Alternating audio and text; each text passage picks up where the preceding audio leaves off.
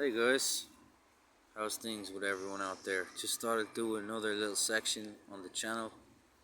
I've done like some Bible, I have a Bible section, daily Bible section, reading, where I read a chapter from the Bible every day.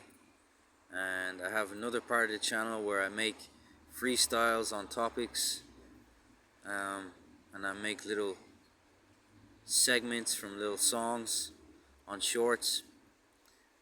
And I also have other parts of the channel where I tell stories. I have the story hour. So now I'm just going to make the newest part of the channel, which is just going to be a little conversational truth talk, where I'm just going to talk about topics that are on my mind. So, not too many subscribers yet, but I know there's a lot more on the way, because the truth is the truth, and I'm always talking the truth, you know. I'm never out here bullshitting you or trying to sell you nothing. I'm no sellout. I'm a genuine, real one, you know. So I'm only here to talk the realness. So I thought the best thing to do would be call this Truth Talk section. So here we are in the truth. So today I was thinking about how people like to blame everything on the government and on the big institutions of society and upon the major, like, successful people of society, you know, like CEOs, successful entertainers, successful athletes, or, you know, like I said, governmental figureheads. These are the people that everyone wants to blame on everything, you know, for everything that's wrong. And that's like a big popular thing to do today.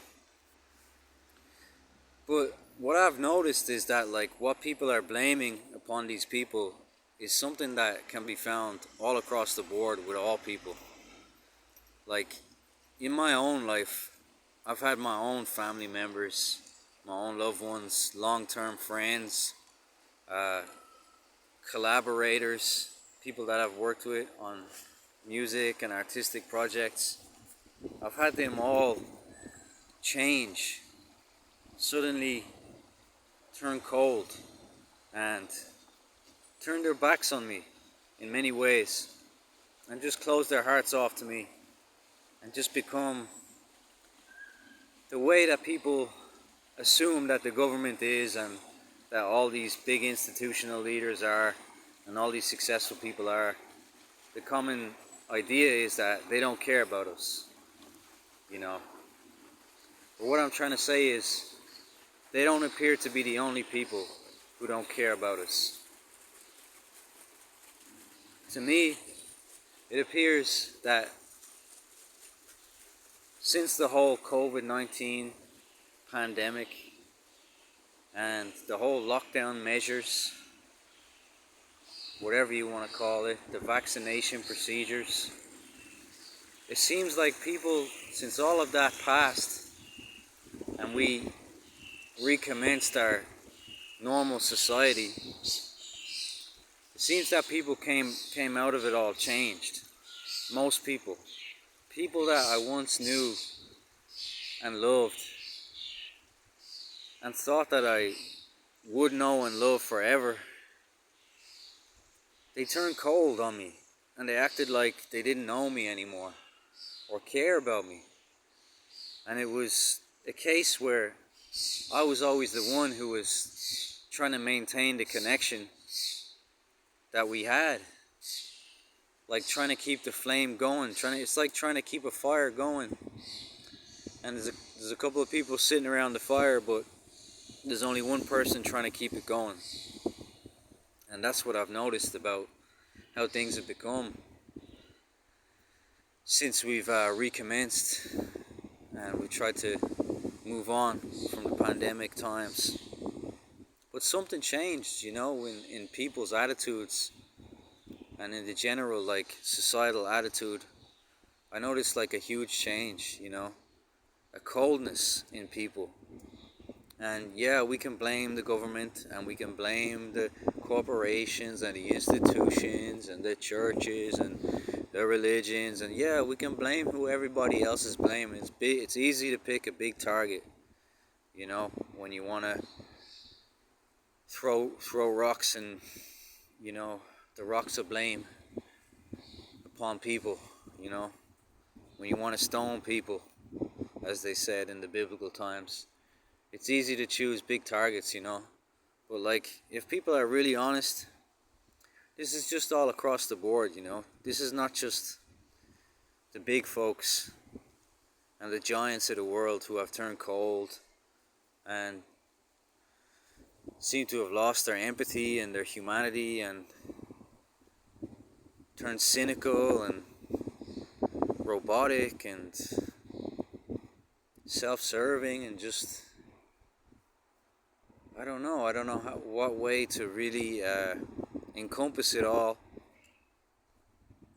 but it's like a coldness has just come upon people where it's everyone for themselves, you know, and this kind of like tribalistic mentality of you're with us or you're against us, you know, you're one of us or you're not one of us, you know, and everyone is looking for a way to distinguish themselves from everyone else, you know, and be the one who can say, oh, you're not one of us and you can't be with us or whatever. We're zoning in on our differences all the time, you know, and that's creating all this conflict and all this tribalism and all this disconnection and isolation, and it's just all negativity. It's all bad because we're focusing on our differences, you know.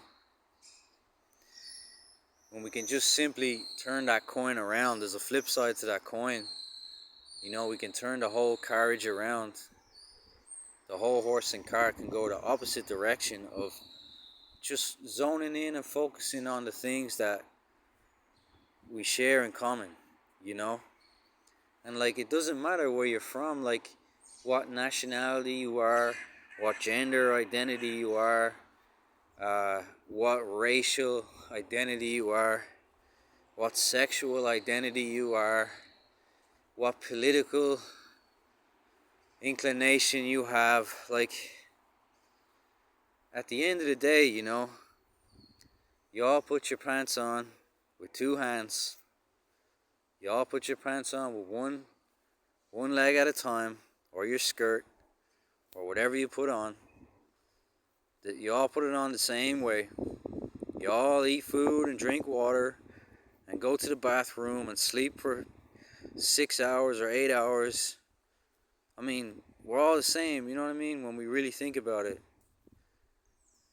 we're all connected by what makes us the same, you know? We all have the same desires, we all have the same needs. And I don't know why we choose to focus, so many people choose to focus on the insignificant things like the color of our skin and our sexuality and our political identity and our political motivations or whatever, ideations. All these silly little things, our national identities, like, they're all so insignificant, you know, compared to the big things that connect us, that we all need connection, we all need company, we all need social interaction, we all need love, we all need food, sunlight, sleep. We all want money and success. We all want to have cool experiences and make nice memories. We're all just looking for the same thing, you know? We're all just looking for a little joy in our lives. A little feel good. Everyone just wants to feel good. Even the people who like to make other people feel bad are doing it because it makes them feel good, right? So even the bad guys just want to feel good. I don't think there's anything really alive that doesn't want to feel good and joyful. That seems to be what life, the main motivation in life, you know. And so when we just recognize we're all just the same, we're all so similar, you know. Nothing really differentiates us other than just the insignificant details of the exterior and the ego, etc. And what do they say, right? You know, that the devil is in the details. So I think the answer is, I know what the answer is, but whether people want to hear it or want to apply it or have anything to do with it is something else. But that's what I think it is. We just need to turn around, stop focusing on our differences, stop giving in to tribalism, stop blaming the big guys, the giants, and start to just turn this carriage around, flip that coin, turn this horse and cart around, and let's just focus on what makes us all the same, you know, which is just so much more apparent than what makes us different, you know. But yeah, I just wanted to say that we shouldn't just keep blaming the big guys, even though they are doing the same things. Governments, institutions, corporations, they are all becoming cold, careless, inhumane. But so is everyone else, you know. So rather than like throwing rocks at the big guys, why don't we turn around, you know, and just take a look in the mirror? And like Michael said, I know Michael they just released a movie about Michael, and people can say what they want about Michael. I don't know anything about him other than he made nice music, and he had one song that he used to say, start with the man in the mirror, right? I'm starting with the man in the mirror, something like that. I'm telling him to change his ways. So that's what we all need to do, all us men and women and everything in between. We need to just start with the person in the mirror. If we change their ways and stop throwing rocks at everyone else, especially the big guys, then we can turn this whole thing around, I believe, you know. It's like there was a story in India. Let's make this short because this is getting kind of long. There was a region in India where they needed to plant something like a couple of million trees. I don't know approximately exactly how many, but it was in the couple of million range. And environmentalists said they needed to plant this many trees to prevent a health catastrophe in the region, possible evacuation, because it would just become so polluted. And it was a big crisis. They were really like trying to figure out, like trying to come up with a solution to this problem, and just seemed like infeasible, you know, like how were they going to plant all these trees? They had such a short amount of time to do it, and it just seemed an impossible task, until one problem solver, one advisor came along, a guru if you will, and he suggested that, well, first of all, he asked how many people lived in the region, and there was a couple of million people living in the region, which was strangely enough similar to the amount of trees that were going to be needed to be planted to save the environment in the region. And so when he asked the question and they answered him, they told him there was a couple of million people in the region, living in the region.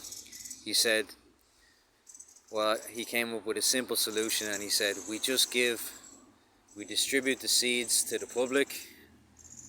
We just mail them out to them in the post, along with instructions about planting the seeds. And we try to get people on board with it. And lo and behold, the people got on board with it, and it only took each person to plant one seed in their garden or in a forest or in a park or anywhere they could find to plant the seed. And just like that, the problem was solved overnight. The seeds were mailed out, the people planted them, and the crisis was averted. And so that's proof that we really just need to each one of us fix our own ways, our own selves, and the bigger problem will be solved. I don't think that this approach of trying to take down the giants all the time is really helping us to get anywhere. So that's the Truth Talks today. I'm not gonna keep going and going because I feel like I'm gonna ramble off topic. I want to stay on topic, and I don't want to come across like somebody who knows it all. I'm just somebody who's observing like everyone else, and I'm trying to come up with solutions, just like the seed planter in India. And so that's it for today, guys. I love you all. Keep watching. God bless. Amen.